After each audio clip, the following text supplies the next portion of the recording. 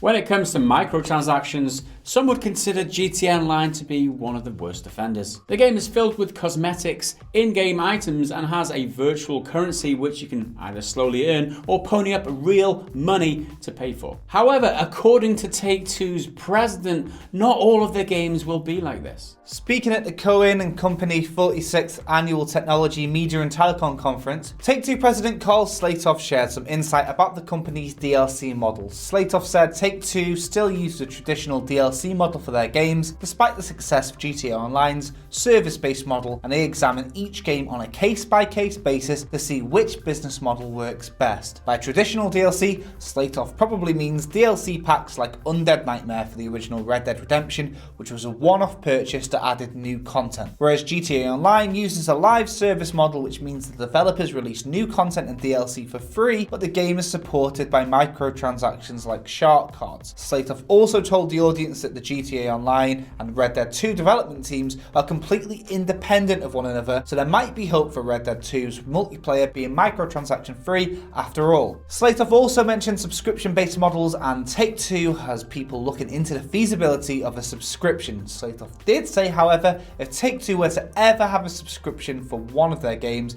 then it would have to please everyone, including the publisher, platform holders like Sony, and the consumers. There's a lot of info to unpack there, and what is notable is that we consider GTA 5 to be the biggest selling entertainment product of all time, and that is a fact, right? It's made more money than any other entertainment product, be it film or be it anything else, right? It's made so much money, and it uses this this monetization model where you got microtransactions, and it delivers free content on a regular basis for the online portion of the game. That being said, what he's saying here is that works for this game. It doesn't necessarily mean it works for all games. And looking forward to Red Dead Redemption 2, which is coming soon, he says that these teams are completely separate and that they decide on their own monetization method separately. So that hopefully provides a lot of hope for the gamers who want something different out of Red Dead Redemption 2. That's the question mark hanging over that game right now, because it is one of the most anticipated games of this year, and for a lot of people, everyone's excited, apart from how they might be monetizing the online portion of the game, if indeed there is an online portion of the game, because we don't know a lot at this point. But there's still hope, guys. There is still hope. Unless you're a PC player. Also speaking at the conference was Take-Two's Chief Financial Officer, Lainey Goldstein, who spoke about why games take so long to develop nowadays. Goldstein reportedly said it's important to release games when they're at their highest quality so they can perform to the best of their ability. But she did also say if games aren't high quality, then people are less likely to engage with recurring spending opportunities. Slatoff then added Take-Two would rather delay a game than rush it out the door so they can make sure it's feature complete. He also stated that they have never cut features from their games in order to meet deadlines. Also adding it's important for Take-Two to make each game more groundbreaking than the last one. And speaking of delays, Take-Two recently delayed what they said is a highly anticipated but unannounced game until the next fiscal year. This game obviously is rumoured to be the Borderlands 3 that they haven't announced yet. The pair also said they believe Take-Two is resource constrained right now, meaning they have too many IPs they want to work with and not enough developers to work on them. Take-Two have been trying to fix this constraint by hiring more developers. In October 2007, it was reported that Take-Two had 1,200 developers at their disposal. At the end of the last fiscal year, however, Take-Two reported they had a workforce of 3,300 developers. Ultimately, Slatoff said the most important thing is to develop games and the franchises, because without them, the business model doesn't matter. The ideal business model would mean everyone was happy, the publisher, the platform holders, and the consumers. The thing is though, no one has actually figured out the ideal model according to Slatoff, and figuring it out is an art form into itself. So first off, let's touch on them saying that it's important for a game to be ready before it gets pushed out the door. This is something that we say all the time. Don't force your games out just to meet deadlines and business deadlines, just to meet financial, fiscal thing. All those business words don't matter. Make sure that your games are ready before you push them out the door. And Take-Two seem genuine in this regard, because that's right.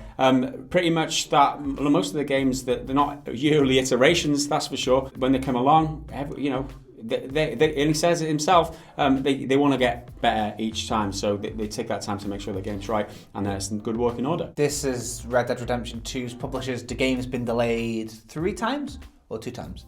It's been delayed a couple of times. Two. Borderlands 3 has been announced years ago, and that's getting delayed and pushed back and all that. Oh, it hasn't been announced yet, Borderlands 3. Oh, they announced it at a conference, right? They announced they showed a tech demo of it working, so...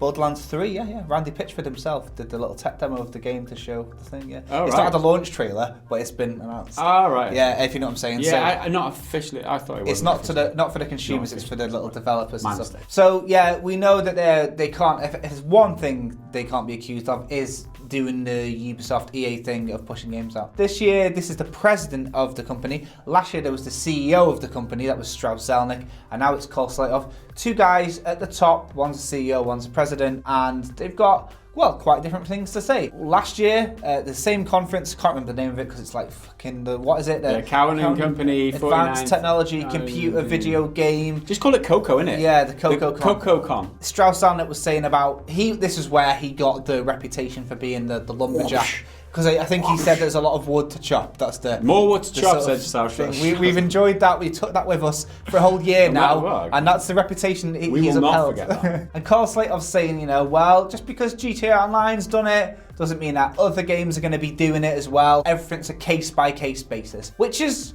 quite reassuring because you'd think if you had the most successful financially game ever, you just copy that model. That's what EA would do with that, wouldn't they? Yeah, If they had that copy and it worked, they'd be like, let's just do that again. Yeah, exactly. So maybe this is why they've got the top in the world, and it's because they do stuff like this and they think about what they're doing for better or for worse. So. It's great the way that he's talking about it here as well, because he says no one has actually figured out the ideal model for monetizing a game to keep everybody happy, the publisher, the platform holders, and the consumers, right? He says that nobody's figured that out yet. So obviously that is something that they are considering, and that's something that they're looking to try and figure out, because obviously there are monetization models out there that totally fleece the consumers and totally milk us for every single penny that they could. Nobody wants that as a gamer. We just want like feature complete games, and value for money is what we want. All they want is our money. Balancing the two of that, he says, is important. It's an art in itself, which is great. I like the way that they're talking here as opposed to last year where Strauss was talking about chopping wood. Let's give them a little bit of credit, I guess. They are a big corporation. They do just want to make money. However,